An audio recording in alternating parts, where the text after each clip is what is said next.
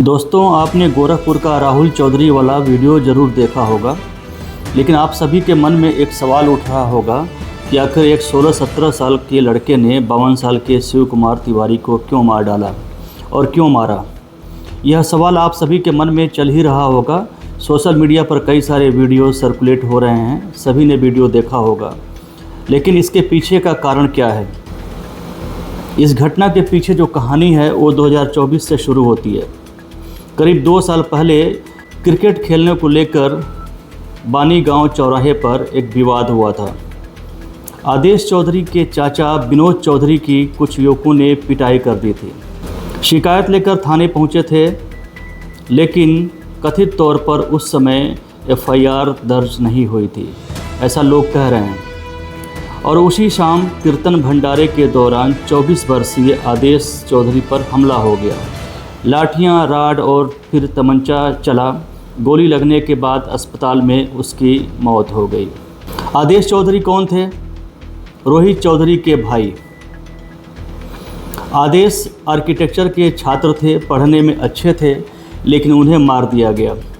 इस हत्याकांड में शिव कुमार तिवारी और उनके बेटे आदित्य समीर समेत परिवार के सदस्यों को आरोपी बनाया गया। वे जेल गए और कुछ महीनों बाद, करीब 5-6 महीने बाद जमानत मिल गई और छूट गए। इसके बाद वे गोरखपुर आकर एक इलाके में रहने लगे। आदेश चौधरी के परिवार में गुस्सा और बदले की भावना सुलगती रही अंदर ही अंदर। जब आदेश चौधरी की मौत हुई तो उसके छोटे भाई राहुल को ऐसा लगा कि कानून ने उसे न्याय नहीं दिया। राहुल और रोहित उसी परिवार के पट्टीदार थे। 2 साल बाद 8 अगस्त 2026 को मौका मिला। छेदी चौधरी की मृत्यु पर ब्रह्मभोज का आयोजन किया गया था। मतलब मृत्यु के पश्चात लोगों को खाना खिलाया जाना था। शिव कुमार तिवारी को भी न्योता मिला था और वो वहाँ पे पहुँचे। पुरानी रंजिश अलग थी। उस पुरानी रंजिश की वजह से ये मामला और बिगड़ गया। गांव में या घर के आसपास किसी के यहाँ खाना खाने के लिए लोग अक्सर आते जाते हैं। उसी दौरान राहुल चौधरी वहाँ शिव तिवारी से मिल गए। पुलिस के अनुसार यह सीधा बदला था।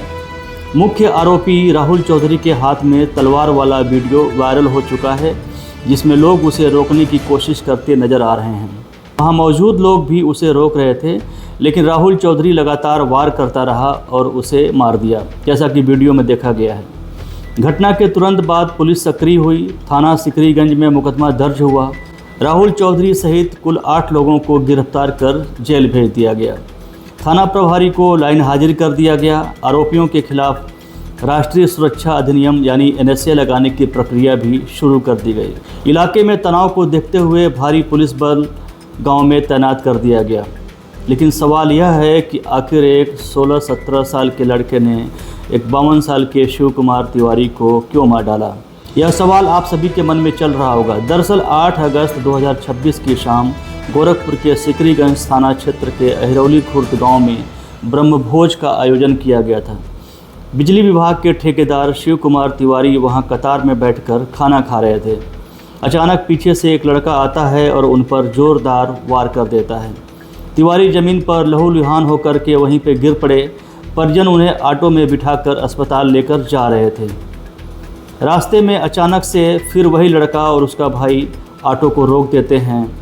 तिवारी को खींचकर ऑटो से बाहर निकालते हैं और फिर तलवार से वार शुरू कर देते हैं।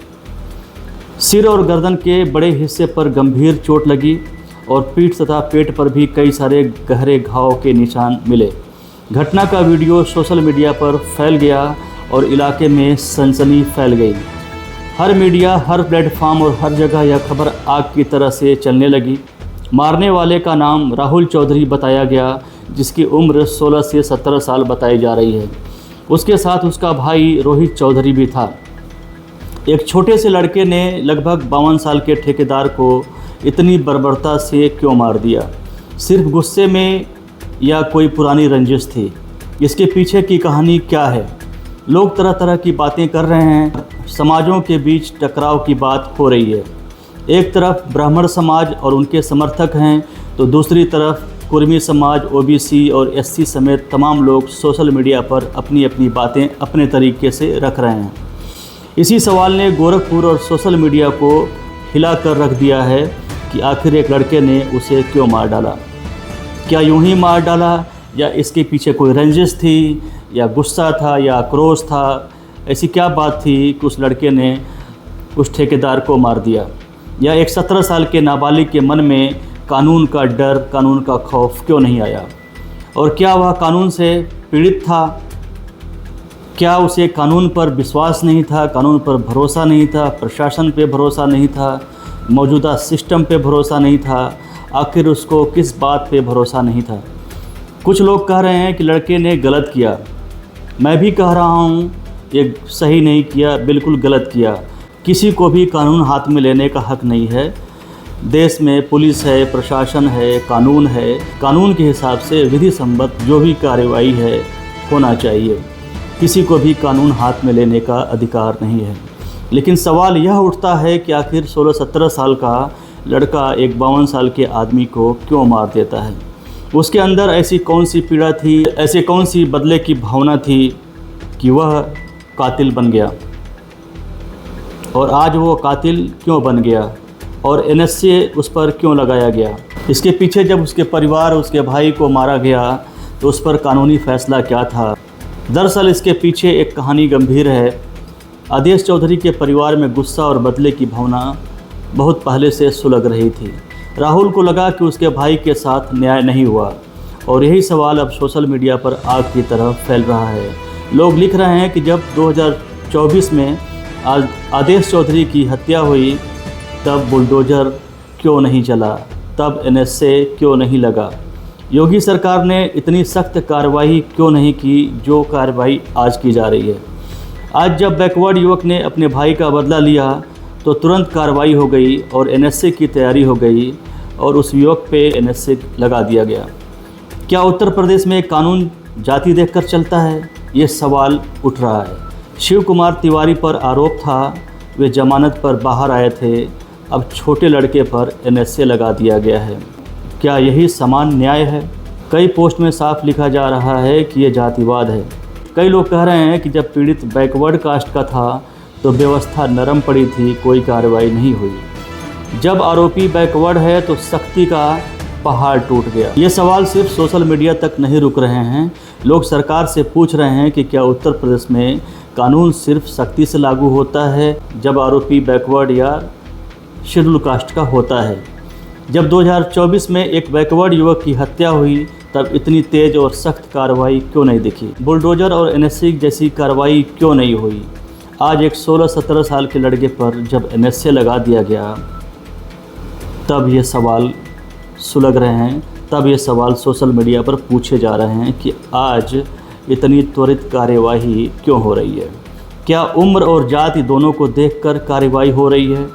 सरकार का आधिकारिक रुख है कि ये पुरानी रंजिश का मामला है। पुलिस ने त्वरित कार्रवाई की और तनाव रोकने के लिए एनएसए लगाया, लेकिन लोगों का कहना है कि न्याय सबूत देकर होना चाहिए, न कि जाति देखकर। गोरखपुर का ये मामला अब सिर्फ एक हत्याकांड नहीं रह गया है, ये कानून की समानता, जाति और व्यवस्था पर भरोसे का सवाल बन गया है। दोनों तरफ के परिवार अपने अपने लोगों को खो चुके हैं। एक तरफ 24 साल का छात्र, दूसरी तरफ 52 साल के एक ठेकेदार। खून का बदला खून से लिया गया जो कि ठीक नहीं है और बीच में फंस गया कानून का चेहरा। लेकिन एक सवाल और है, एक 16-17 साल का लड़का जिसके भाई को 2 साल पहले मार दिया गया था, उसके सीने में आग धधक रही थी क्योंकि उसको लगा कि उसके भाई के साथ न्याय नहीं हुआ।